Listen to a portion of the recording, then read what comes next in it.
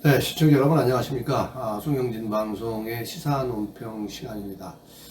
2023년 3월 16일, 이제 우리가 향후 역사를 이야기를 할 때 오늘 한일 정상 간의 대한민국의 윤석열 대통령과 일본의 기시다 총리의 한일 관계의 새로운 시작을 알렸습니다.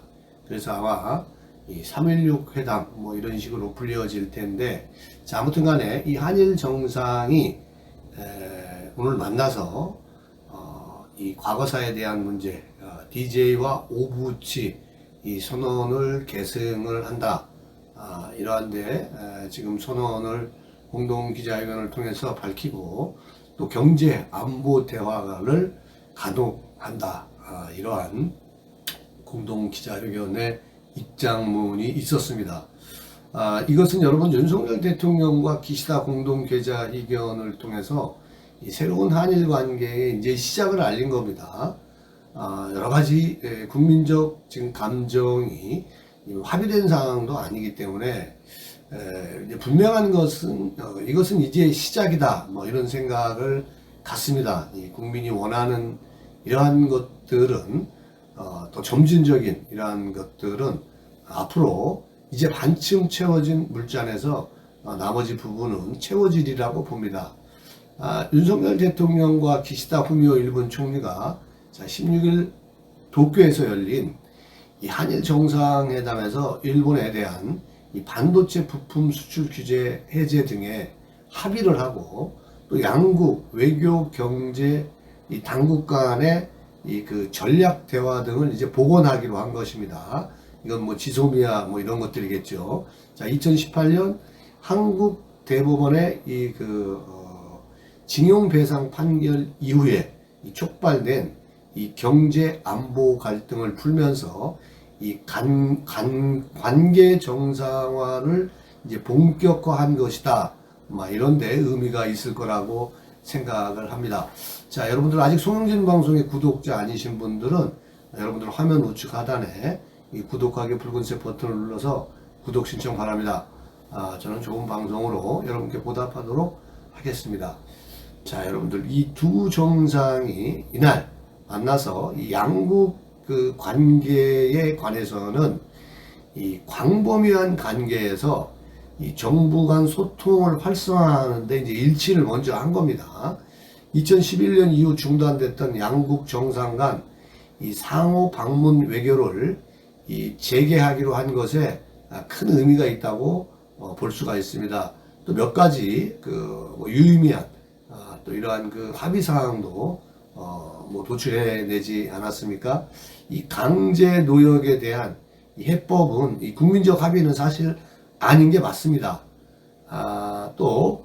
그렇지만 또 양국 간에 이 북한의 핵미사일 위협에 맞서서 이 안보 협력의 강화라든가, 또 글로벌 경제 위기에 직면해 있는 이러한 상황이지 않습니까? 이러한 상황에서 이 북한의 핵미사일 위협에 노출된 두 나라가 이 공동 이익을 위해서 이 쟁점을 넘어서 이 경제 안보 분야에서 이제 진전을 이루었다, 아마 이러한 평가가 있을 거라고 생각을 합니다.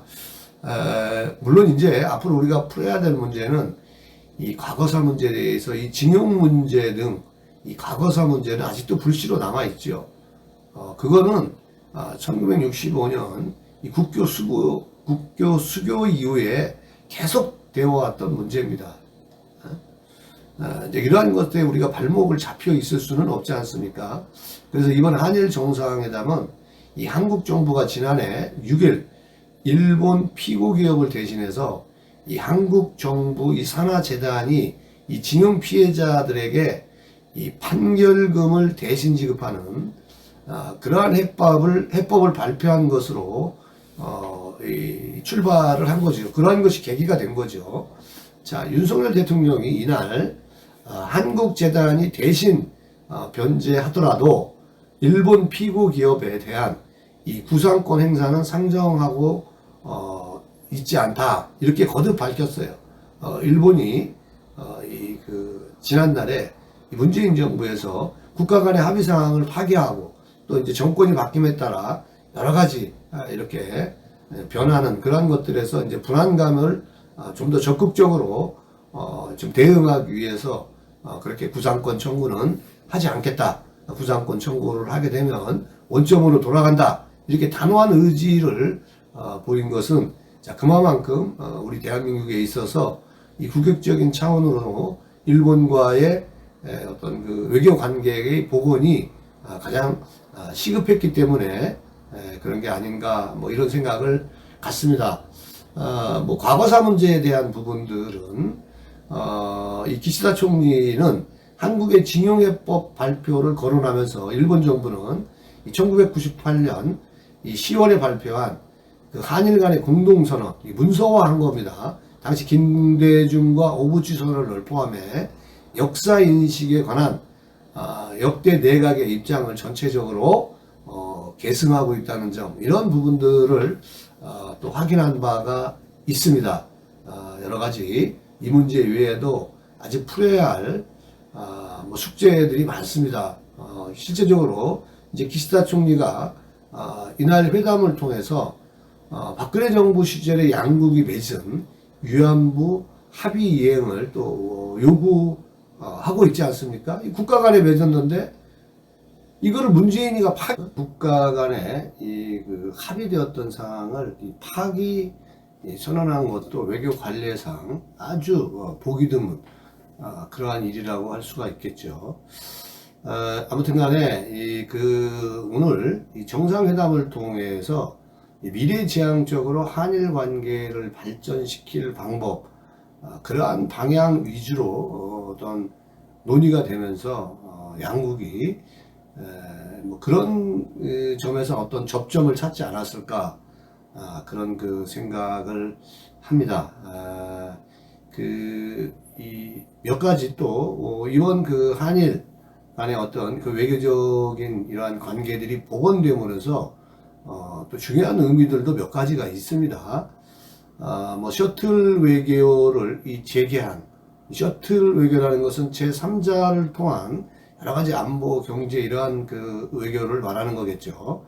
자, 이러한 것들이 경제 안보에 대한 이 셔틀 외교가 출범했다라는 그러한 의미도 아마 있을 겁니다. 뭐 윤석열 대통령의 또 그 말을 빌자면 이 방일이 이번 방일이 셔틀 외교의 이 재개 시작이다. 뭐 이러한 점에 방점을 두는 것 같아요. 또 그리고 이제 두 정상은 또 앞으로 국가안전보장회의 차원의 한일 경제 안보 대화의 출범을 포함해 다양한 이러한 협의체도 가동한다. 이러한 내용들도 같이 인식을 공유하지 않았습니까?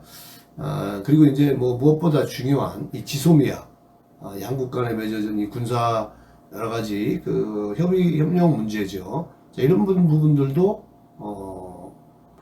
그 문재인 정부 때 이미 거의 뭐 파기 선언 되다시피 하지 않았습니까?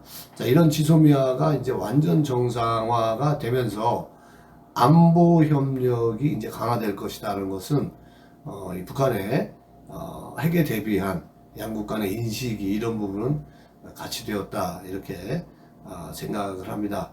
자, 아무튼 간에 뭐 어렵게 이 복원된 이 한일 간의 관계, 특히 또 한미일 이 삼국 사이에서 이 안보 협력을 이 강력히 추진하는 이러한 부분들이 제일 중요하지 않나, 이런 생각을 갖고요. 또 하나는 이 그 반도체라든가 이 수출이 되지 않았던 이러한 부분들이 경제적으로 양국의 국익 차원에서 경제 협력 관계도 빨리 복원되기를 다시 한번 바라봅니다. 자, 오늘 영상 여기까지 하겠습니다. 여러분들 아직 손영진 방송 구독자 아니신 분들은 여러분들 화면 우측 하단에 이 구독하기 붉은색 버튼을 눌러서 구독 신청 바랍니다. 저는 좋은 방송으로 여러분께 보답하도록